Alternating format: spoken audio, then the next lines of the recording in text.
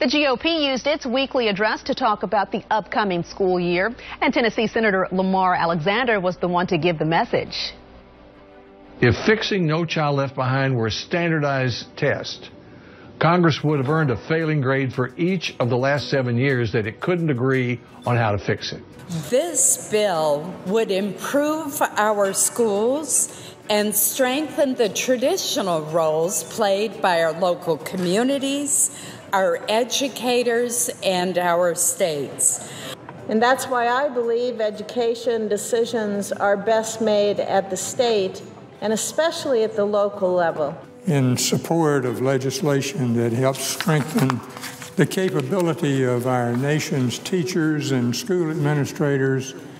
Steps should be taken to help close these achievement gaps, create an environment where all students can succeed. Putting responsibility for our children's education back in the hands of parents, local school districts, and teachers. The Every Child Achieves Act takes many important steps to return authority of K-12 education back to the states.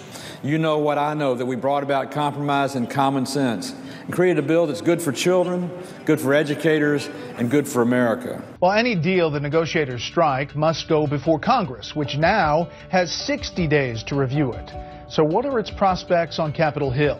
It appears as if the administration's approach to this was to reach whatever agreement the Iranians are willing to enter into. And the most important ones are the ability to verify, because I don't trust the Iranians. No one should trust the Iranians. They've violated just about everything they've said that they would do. Mr. President, the primary purpose of any deal with Iran is to prevent Iran from acquiring a nuclear weapon. First and foremost, any deal is going to have to dismantle Iran's nuclear weapons program.